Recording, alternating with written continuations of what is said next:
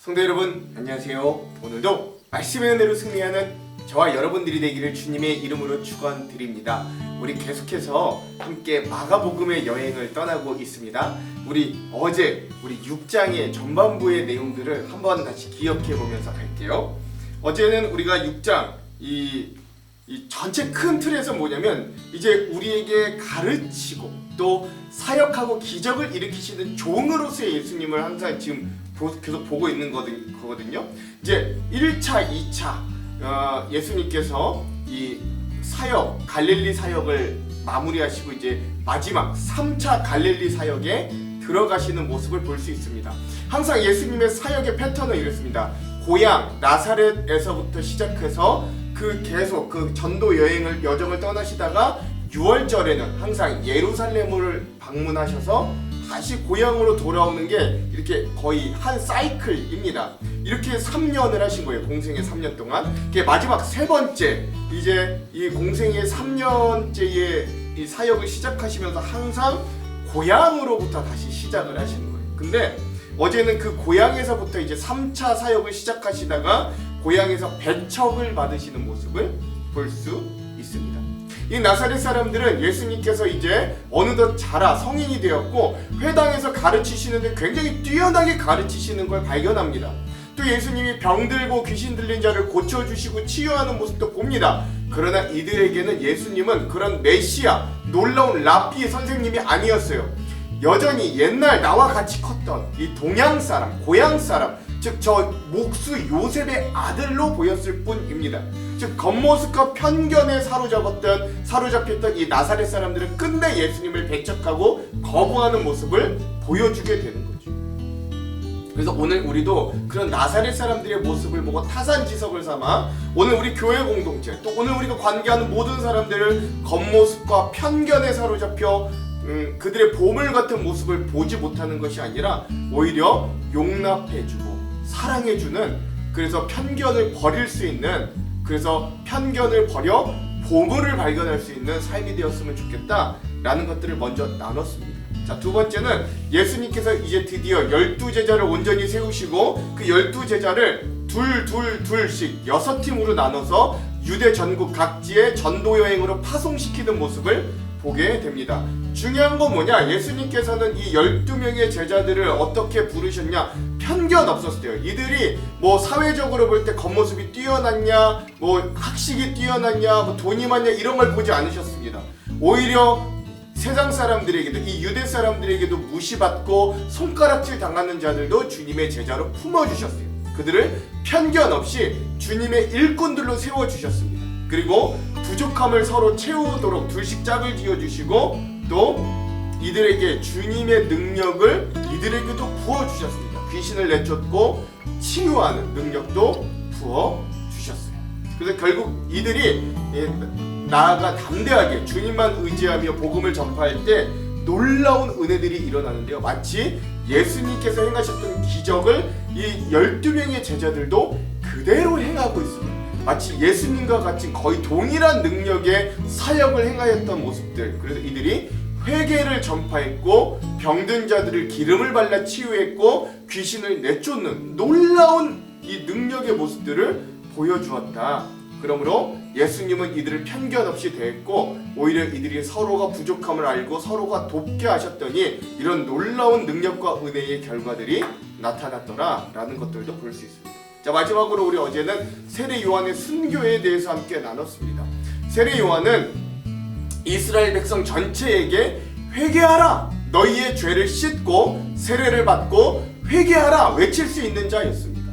심지어 세례 요한은 헤롯 왕에게도 그의 부정한 일, 잘못한 일, 그가 이복 동생의 아내를 강제로 빼앗아서 결혼한 일을 지적할 수 있는, 그래서 불의한 것에 맞설 수 있고 불의한 것을 불의하다 이야기할 수 있는, 그리고 옳은 길로 가라고 이야기할 수 있는 대쪽과 같은 믿음의 사람이었습니다.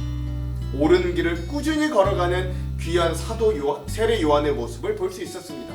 결국 그는 아주 어이없게도 이 헤롯의 부인인 헤로디아의 딸인 살로메의 이 음란한 춤과 결국 그 헤롯 왕의 생일 잔치에서 어처구니 없는 일들로 인해 결국 목이 잘려 순교를 당하지만, 그럼에도 불구하고 오늘 우리는 이런 세례 요한의 굳은 믿음의 심지, 불의에 대해서는 타협하지 않고 옳은 길을 꾸준히 갈 수 있는 그 놀라운 은혜, 그래야 예수님께 여인이 난 자 중에 그보다 높은 자가 없다라고 평가를 들을 만한 그런 세례 요한의 믿음도 우리가 닮아가자라고 했던 부분들도 함께 있었습니다. 이게 어제 6장의 전반부에 대한 내용이었습니다. 자, 오늘은 거기에 이어서 오늘은 우리가 마가복음 6-2 6-두 번째 시간입니다. 오늘도 종의 가르침과 기적 3-2고요. 분량은 6장 남은 구절입니다. 30절에서 56절까지의 부분입니다.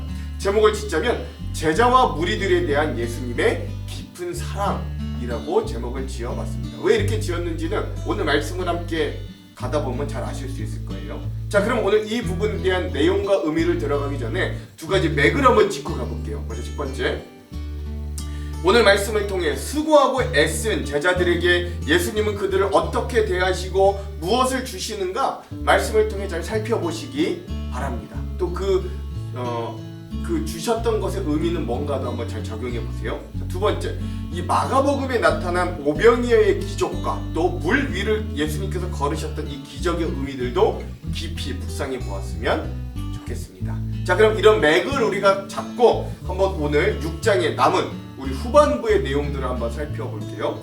6장의 후반부의 내용은 그 제자들이 사역을 보고하고 오병이어를 일으키시고 무리를 걸으시고 게네사렛이라는 지역에서 놀라운 치유 사역을 일으키셨던 예수님의 모습을 볼 수 있습니다. 먼저 6장의 후반부는 전도 여행에서 돌아온 12제자들의 보고의 모습을 볼 수 있어요. 사도들이 이 마가는 이 예수님의 제자들을 제자들이라고 하지 않고 조금 더 특별하게 사도라고 표현합니다. 이 사도들이 예수님께로 몰려와서 자기들이 한 일과 가르치신 일을 다 그에게 보고하였다. 그때에 예수께서 그들에게 말씀하셨다. 너희는 따로 외딴 곳으로 와서 좀 쉬어라. 거기에 오고 가는 사람이 하도 많아서 음식을 먹을 겨를조차 없었기 때문이다 라고 합니다. 그러니까 이 당시는 6월절이었기 때문에 이 사람들이 굉장히 6월절 이 예루살렘으로 가기 위해서 굉장히 분주하게 굉장히 많이 왔다 갔다 하던 분주한 시절이었다라고 합니다. 그런데 그런 분주한 곳에서 너희가 이제는 좀 따로 사람들이 없는 한적한 곳으로 가서 수고하고 애를 썼으니 잘했다. 그럼 이제 좀 쉬어라, 충전해라 라고 말씀하시는 예수님의 모습을 볼 수 있습니다. 너무 좋죠. 오늘 수고하고 애쓴 자들을 알아주시고 그들에게 쉼을 허락하여 주시는 이 예수님의 모습을 통해 우리가 뭘 배울 수 있는가는 일단 주안점에서 더 자세히 한번 나눠볼게요. 자, 그 이후에 오병이어의 기적이 일어납니다. 자, 그래서 그들은 배를 타고 따로 외딴 곳으로 떠나갔다.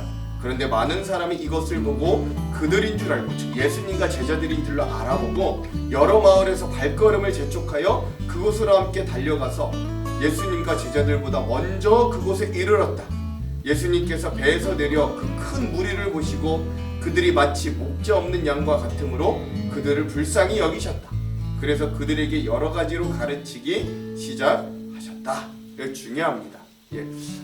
예수님은요 이 세례 요한을 잃었거든요. 이 백성들이 이 신앙적인 지주, 정신적인 지주를 따르고 있던 세례 요한을 잃어버린 이 백성들이 마치 목자를 잃은 양과 같아 보였어요.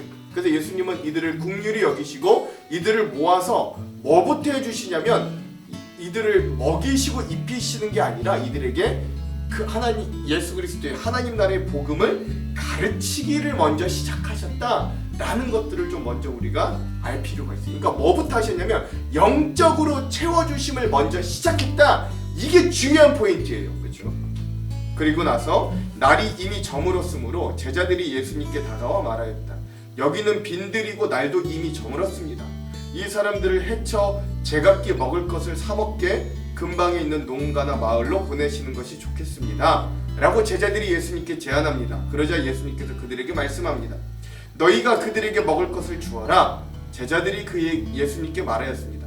그러면 우리가 가서 빵 200데나리온 어치를 사다가 그들에게 먹이라는 말씀입니까? 라는 질문이죠. 200데나리온은 굉장히 큰 돈이었습니다. 그럼에도 불구하고 이들에겐 그런 돈이 있을 리가 만무하죠. 그러니까 예수님께 역으로 물어보는 거예요. 예수께서 그들에게 말씀하십니다. 너희에게 빵이 얼마나 있느냐? 가서 알아보아라.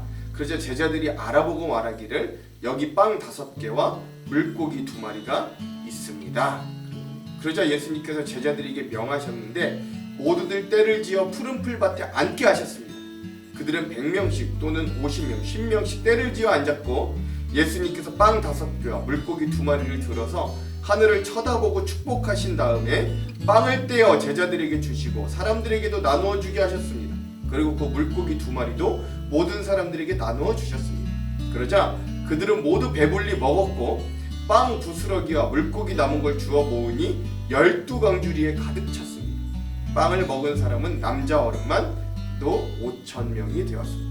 라고 하면서 이 오병이어의 기적이 일어난 놀라운 사건들을 알려줍니다. 따로 이거 너무나 유명한 말씀이기 때문에 따로 설명하지 않을게요. 이런 오병이어의 기적이 일어났다라는 것이죠. 그 이후에 또한 예수님은 물 위를 걸으시는 기적의 모습도 보여줍니다. 예수께서 그 제자들을 재촉하여 배를 태워 자기보다 먼저 건너편 베스에다로 가게 하시고 그동안의 무리를 헤쳐 보내셨다라고 합니다. 오병이어를 일으키셨는데 왜 그 기적 이후에 갑자기 무리들을 해치시고 제자들을 건너편으로 보내시는가? 여기는 나와 있지 않지만 요한복음에 보면 이제 무리들이 자기들의 이 배를 채워준 예수님을 보고 막 왕으로 초대하려는 움직임이 막 일어났거든요. 그러자 예수님은 그 움직임을 반대하시고 그 무리들을 해치시고 건너편으로 가게 하시는 거예요. 제자들과 무리들과 헤어지신 뒤에 예수님께서는 기도하시려고 산에 올라가셨다. 날이 저물었을 때 제자들이 탄 배는 바다 한가운데 있었고 예수님은 홀로 땅 무태에 계셨다. 그런데 예수께서는 제자들이 노를 젓느라 몹시 애를 쓰는 걸 보셨다. 바람이 거슬러 불어왔기 때문이다.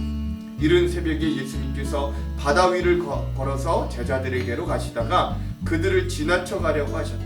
제자들은 예수님께서 바다 위로 걸어오는 걸 보시고 유령으로 생각하고 소리쳤다. 예수님을 보고 모두 놀랐기 때문이다. 그러나 예수님께서는 곧 제자들에게 이렇게 말씀하셨다. 안심하라. 나니 두려워하지 말아라. 그리고 예수님께서는 그들이 탄 배에 오르시니 드디어 바람이 그쳤다. 그래서 제자들은 몹시 놀랐다. 그들은 빵을 먹이신 기적을 깨닫지 못하고 마음이 무뎌져 있었다. 라고 하는 것. 그래서 예수님은 먼저 배를 타고 강 건너편으로 가게 하신 제자들이 풍랑을 만나 어려움 당하는 걸 보시고 직접 물 위를 걸어서 이 제자들에게 가신 거죠. 그리고 안심하라. 나니 두려워하지 말아라 라고 말하는 거예요. 왜? 제자들이 예수님을 마치 물 위에 건너오는 유령 귀신인 줄 알았거든요. 그리고 예수님이 그 배에 오르시자 풍랑이 잠잠하게 되는 모습을 볼 수 있습니다. 이것도 어떤 의미인가는 주안점에서 더 자세히 나눠볼게요. 자, 마지막으로 이 마가복음 6장에는 그 게네사렛 땅이라는 지역에서 예수님의 놀라운 치유 사역이 있었음을 알려주며 말씀을 마무리합니다. 내용은 이래요. 그들은 바다를 건너가서 게네사렛 땅에 이르러 닻을 내렸다. 그들이 배에서 내리니 사람들이 곧 예수를 알아보고 그 온 지방을 뛰어다니면서 예수가 어디에 계시든지 병든 자들을 침상에 눕혀서 그곳으로 데리고 오기 시작하였다. 예수께서 마을이든 도시든 농촌이든 어디에 들어가시든지 사람들이 병자들을 장터거리에 데려다 놓고 예수께 그 옷술만에라도 손을 대게 해달라 간청하였다. 그리고 손을 댄 사람은 모두 병이 나았다 라고 하는 것이죠. 마치 12년 동안 혈루병을 걸렸던 여인이 저 예수님의 옷자락만 만져도 내가 낫겠다라는 믿음만 가지고 옷자락을 만졌을 때 낫던 것처럼 여기 똑같은 기적이 많은 사람들이 일어나고 있음을 볼 수 있습니다. 즉 예수님을 정말로 나의 치료자, 나의 회복자, 나의 구원자로 여기고 믿는 자들에게는 놀라운 은혜, 회복의 은혜, 구원의 은혜가 일어남을 오늘 이 말씀이 증거하면서 오늘 마가복음 6장의 말씀이 마무리된다라고 할 수 있는 거죠. 자, 그러면 오늘 이 부분에 대한 마가복음 6장 우리 후반부에 대한 핵심 구절 한번 나눠보도록 하겠습니다. 두 군데인데요. 41절에서 42절, 50절의 말씀입니다. 먼저 41절에서 42절을 읽어볼게요. 예수께서 떡 5개와 물고기 2마리를 가지사 하늘을 우러러 축사하시고 떡을 떼어 제자들에게 주어 사람들에게 나누어 주게 하시고 또 물고기 2마리도 모든 사람들에게 나누심에 다 배불리 먹고. 아멘. 50절입니다. 그들이 다 예수를 보고 놀람이라. 이 예수께서 곧 그들에게 말씀하여 이르시되 안심하라 내니 두려워하지 말라 하시고. 아멘. 그렇습니다. 그래서 오늘 이 오병이어의 사건이 일으키셨던 이 장면, 그리고 이 물 위에서 풍랑을 만나 두려워하던 자들이 예수님이 유령인 줄 알았으나 자기를 밝히시는, 안심하라, 두려워하지 말라, 내니 두려워하지 말라라고 하시는 이 예수님의 장면을 오늘 마가복음 6장 후반부의 핵심 구절로 한번 삼아 보았습니다. 자, 그러면 오늘 이 부분에 대한 주안점 세 가지를 함께 나누고 오늘 말씀을 읽어볼게요. 첫 번째, 오늘 우리가 읽을 이 마가복음 6장의 후반부에는 후반부에서 가장 처음 만나게 되는 장면은 예수님께서 전도 여행으로 훈련하시고 파송했던 제자들이 그 전도 여행, 즉 임무를 마치고 돌아와 예수님께 보고하는 장면입니다. 30절은 이래요. 사도들이 예수께 모여 자기들이 행한 것과 가르친 것을 낱낱이 고하니. 아멘. 그렇습니다. 이 12명의 제자들의 전도 여행이 아주 성공적이었습니다. 어제 우리가 함께 나누었던 것처럼 예수님은 겉모습만 보자면 특별할 것이 없었던 이 제자들에게 귀신을 내쫓는 권능을 주셨고, 또한 이들이 전도하는 곳마다 이들에게 치유의 능력도 허락해 주셔서 이들이 복음을 가르치고 회개를 전파하고 병든 자를 치유하고 귀신을 내쫓는 놀라운 사역을 능히 감당했음을 어제 12절과 13절을 통해 알 수 있었습니다. 마치 예수님의 사역을 그대로 가져다 놓았다 하여도 무방할 만큼의 놀라운 성과들이었어요.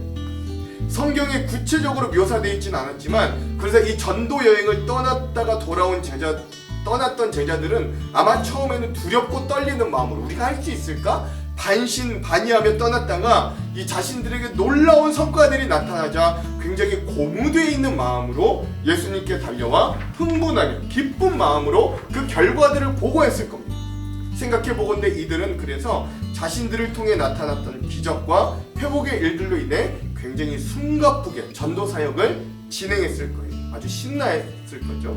근데 중요한 장면은 이렇게 수고한 제자들에게 예수님은 쉼을 통해 보상을 해주시더라 라는 사실이에요. 31절입니다. 이르시되 너희는 따로 한적한 곳에 가서 잠깐 쉬어라 하시니 이는 오고 가는 사람이 많아 음식 먹을 겨를도 없음이라. 아멘. 그렇죠. 예수님은 수고하고 애쓴 제자들에게 쉼을 허락해 주십니다. 완전하신 그리스도이신 예수님은 또한 온전한 인간이 되셨기 때문에, 인간의 몸을 입고 계셨기 때문에 예수님께서도 눈코 뜰 새 없이 바쁜 일정 속에서도 일부러 시간을 내어 산에 올라가 기도와 함께 영적인 재충전을 하셨거든요. 그래서 사복음서에 보면 예수님께서 종종 무리들이 없는 한적한 곳으로 기도하셨던 모습을 어렵지 않게 찾아볼 수 있습니다. 오늘 말씀 45절에 보아도 그런 모습이 또 보여요.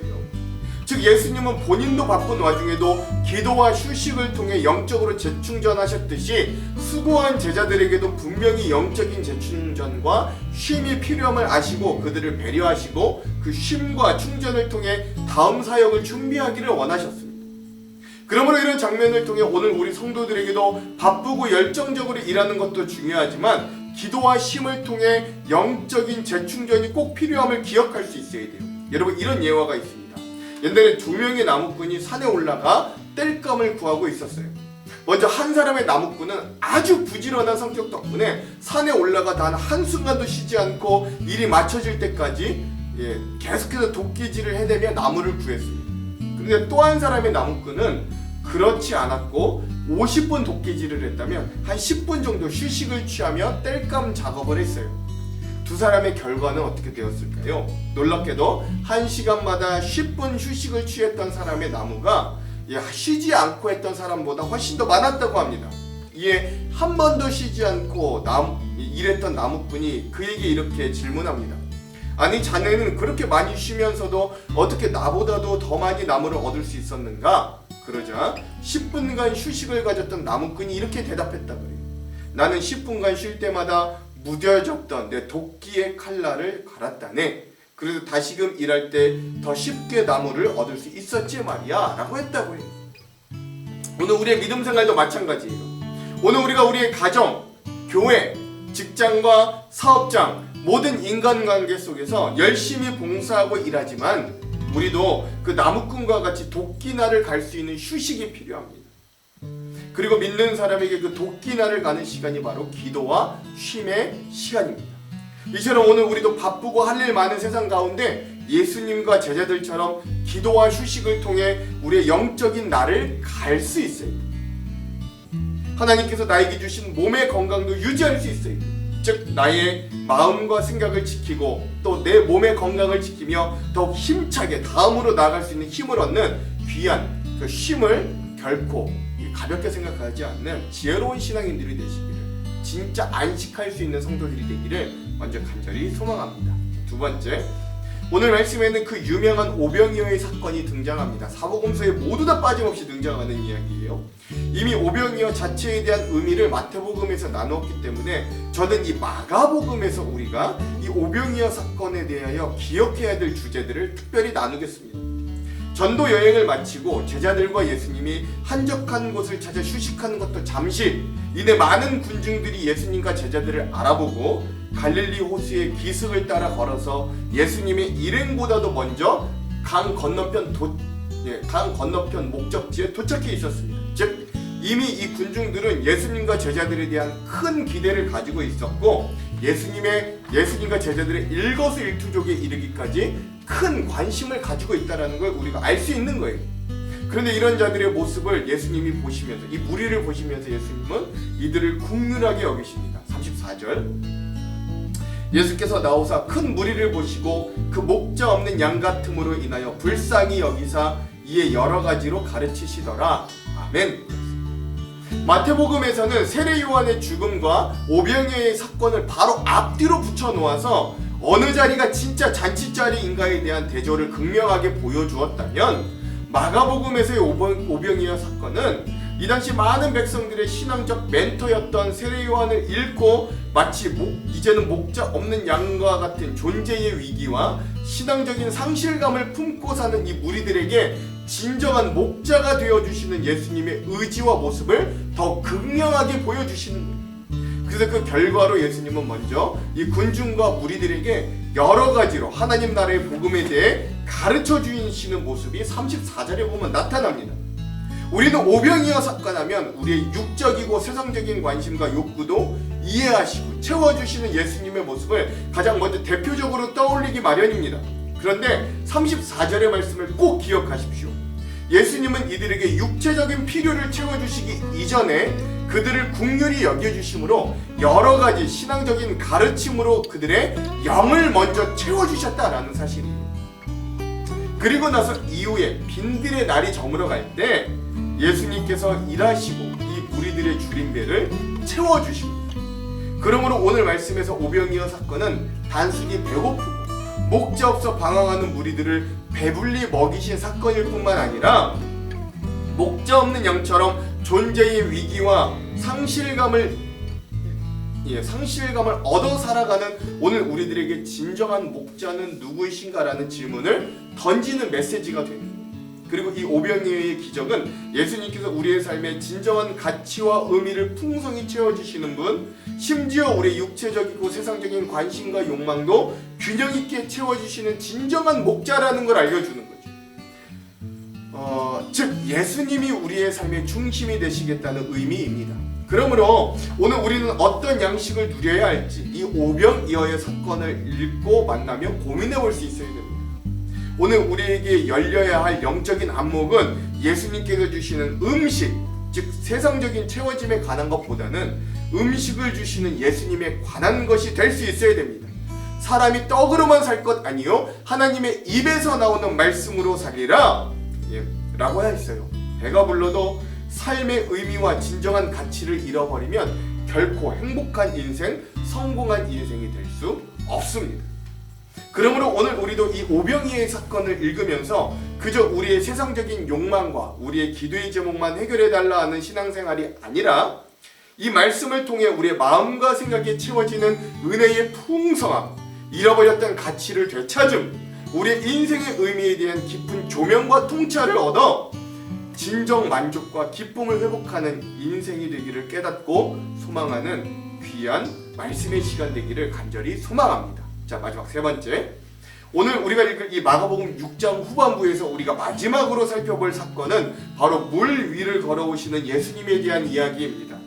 오늘 말씀에는 등장하지 않지만 요한복음에 보면 예수님께서 오병이어의 기적을 베푸신 이후에 군중들이 예수님을 세상의 임금으로 세우려는 시도와 움직임이 있었습니다. 예수님은 그것들을 물리치시기 위하여, 왜 예수님은 그걸 위해 이 땅에 오신 게 아니거든요. 제자들을 따로 배를 타고 급히 건너가라 하셨으며, 예수님은 수많은 사람들을 돌려보내시고 홀로 조용한 시간, 즉 하나님과 함께하는 기도의 시간을 갖고 있었습니다. 우리의 표현으로 하자면 그래서 기도의 시간을 갖고 계신 거죠. 그래서 이 사건의 구도는 예수님은 홀로 땅 무태에 계셨고 제자들은 바다 호수에 배를 타고 건너 있었던 구도 상황이 됩니다. 47절이에요. 저물매 배는 바닷 가운데 있고 예수는 홀로 무태에 계시다가 아멘. 그렇죠. 여러분, 일반적으로 성경에서 바다 또는 호수는 세상을 의미합니다. 그리고 이것은 세상의 풍조라는 말로 표현돼요. 여기에 제자들이 풍랑을 만나게 됩니다. 제자들이 노를 젓는 일이 괴로운 것도 있었지만 바람 때문에 괴로움을 당하고 있었다고 볼 수 있는 거예요. 48절입니다. 바람이 거스름으로 제자들이 힘겹게 노젓는 것을 보시고 밤 4경쯤에 바다 위로 걸어서 그들에게 오사 지나가시려고 하시매 아멘. 그렇습니다. 즉 이러한 상황을 통해 우리가 잊지 말아야 할 건, 우리가 예수님을 믿어도 인생의 길에 바람은 불고 파도는 여전히 불어닥치더라 라는 사실이에요. 인생에 파도가 밀려옵니다. 괴로움이 일어나고 문제가 발생해요. 그러나 잊지 마십시오. 예수님, 주님이 가라고 하는 그 길은 반드시 목적의 항구에 도착하게 되어 있다라는 걸 잊지 말아야 돼요. 그래서 결국 예수님께서 그 배를 향해 바다 위를 걸어오셨습니다. 예수님은 바다 위를 능히 걸어오실 수 있음을 우리가 믿을 수 있어야 돼요.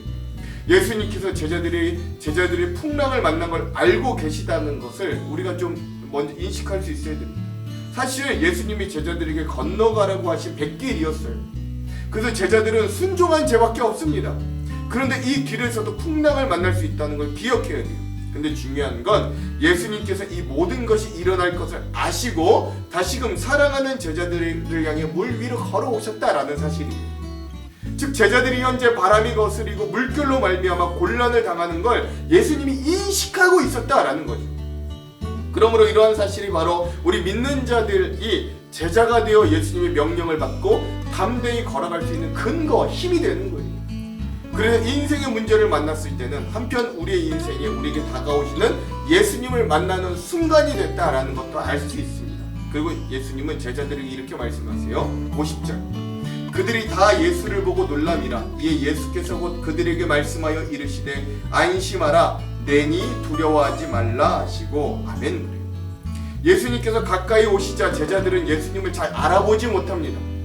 즉 혼란이 있을 때 우리의 시각이 이렇게 흐려질 수가 있어요. 그것 때문에 예수님이 잘 안 보일 수 있습니다. 이런 어려운 시기가 오래 지속되고 더 이상 앞으로 나아갈 수 없으며 더욱이 예수님이 우리와 함께하고 있지 않다는 생각에 절망할 수도 있어요. 시험을 통과할 수 있도록 부르짖고 기도해보지만 눈에 보이는 바람은 좀처럼 사그러들지 않습니다. 그러다가 지친 깊은 새벽의 순간 예수님께서는 우리에게 오셔서 안심하라. 내니 두려워하지 말라 라고 말씀해 주시는 거예요. 즉 예수님은 오병이어 사건을 이미 우리들에게 보여주셨죠. 즉 여태껏 우리의 삶이 수많은 어려움 중에서도 여기까지 올 수 있었던 이유도 바로 오병이어와 같이 우리의 삶을 지키고 채워주셨던 주님의 은혜가 있었기 때문입니다. 그러므로 예수님께서 풍랑 속 바다 위로 우리를 향해 건너오시는 일에 우리가 더 이상 놀랄 일이 아니라는 거예요. 그러므로 우리를 앞서 보내신 예수님께서 바다 가운데 우리를 죽도록 내버려 두실 분이 결코 아니심을 먼저 알 수 있어야 됩니다. 그러므로 오늘 이 말씀의 은혜를 통해 여전히 우리의 삶의 주인 되시는 그 예수님으로 인해 우리가 어려움을 당할 때 우리를 잊지 않고 물 위를 걸어서라도 우리를 찾아오시는 그 주님을 통해 거친 인생의 풍랑 속에서도 안심하며 두려움을 이기는 말씀의 여행 되기를 주님의 이름으로 축원드립니다. 기도할게요. 하나님, 오늘 우리의 삶도 결코 만만치 않은 삶임을 주님 앞에 고백합니다. 우리는 주님을 믿고 여전히 예수님을 우리의 삶의 주인으로 모셨어도 여전히 목자 없는 양과 같이 방황하고 때로는 인생의 풍랑과 깊은 파도를 만나 괴로워하며 아파하며 주님이 계시지 않는 것 같아 슬퍼하며 낙담하는 우리의 모습을 주님 앞에 내어놓습니다. 그러나 그러한 우리를 긍휼히 여겨주셔서 진정한 목자가 되어주시는 주님, 오늘 인생의 풍랑 가운데 곤란 가운데 처해있는 우리의 삶에 물 위를 걸어서라도 찾아와 우리에게 안심하게 하시고 두려움을 없이 만들어주시는, 풍랑을 잠재워주시는 그 주님이 여전히 우리와 함께 하심을 우리가 이 말씀을 통해 잊지 않을 수 있도록 인도하여 주시고, 믿음을 통해 수고하고 애쓴 제자들에게 진정한 쉼과 충전을 주셨던 주님이 오늘도 우리에게 그런 좋은 것들을 주실 줄로 믿고 기대하며 이 말씀을 읽고 대할 수 있도록 인도하여 주시옵소서. 그렇게 하실 주님을 기대하며 예수님 이름으로 기도합니다. 아멘. 그럼 사랑하는 성도 여러분, 오늘 하루도 말씀으로 승리하십시오. 사랑하고 축복합니다. 화이팅!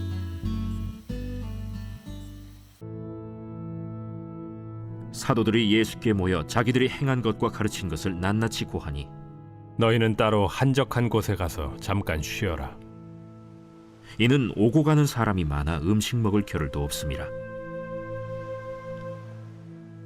이에 배를 타고 따로 한적한 곳에 갈새 그들이 가는 것을 보고 많은 사람이 그들인 줄 안지라. 모든 고을로부터 도보로 그곳에 달려와 그들보다 먼저 갔더라. 예수께서 나오사 큰 무리를 보시고 그 목자 없는 양 같음으로 인하여 불쌍히 여기사 이에 여러 가지로 가르치시더라. 때가 저물어 가매 제자들이 예수께 나와 이것은 빈들이요 날도 저물어 가니 무리를 보내어 두루 촌과 마을로 가서 무엇을 사 먹게 하옵소서. 너희가 먹을 것을 주라. 우리가 가서 200데나리온의 떡을 사다 먹이리까? 너희에게 떡 몇 개나 있는지 가서 보라. 떡 5개와 물고기 2마리가 있더이다. 하거늘 제자들에게 명하사 그 모든 사람으로 때를 지어 푸른 잔디 위에 앉게 하시니 때로 100명씩 또는 50명씩 앉은지라. 예수께서 떡 5개와 물고기 2마리를 가지사 하늘을 우러러 축사하시고 떡을 떼어 제자들에게 주어 사람들에게 나누어 주게 하시고 또 물고기 2마리도 모든 사람에게 나누심에 다 배불리 먹고 남은 떡 조각과 물고기를 12바구니에 차게 거두었으며 떡을 먹은 남자는 5,000명이었더라. 예수께서 즉시 제자들을 재촉하사 자기가 무리를 보내는 동안에 배 타고 앞서 건너편 벳세다로 가게 하시고 무리를 작별하신 후에 기도하러 산으로 가시니라. 저물매 배는 바다 가운데 있고 예수께서는 홀로 무태 계시다가 바람이 거스름으로 제자들이 힘겹게 노젓는 것을 보시고 밤 사경쯤에 바다 위로 걸어서 그들에게 오사 지나가려고 하시며 제자들이 그가 바다 위로 걸어오심을 보고 유령인가 하여 소리 지르니 그들이 다 예수를 보고 놀랍니다. 안심하라. 내니 두려워하지 말라 하시고 배에 올라 그들에게 가시니 바람이 그치는지라. 제자들이 마음에 심히 놀라니 이는 그들이 그 떡 떼시던 일을 깨닫지 못하고 도리어 그 마음이 둔하여졌음이로라. 건너가 게네사렛 땅에 이르러 대고 배에서 내리니 사람들이 곧 예수신 줄을 알고 그 온 지방으로 달려 돌아다니며 예수께서 어디 계시다는 말을 듣는 대로 병든 자를 침상째로 메고 나오니 아무데나 예수께서 들어가시는 지방이나 도시나 마을에서 병자를 시장에 두고 예수께 그의 옷가에라도 손을 대게 하시기를 간구하니 손을 대는 자는 다 성함을 얻으니라.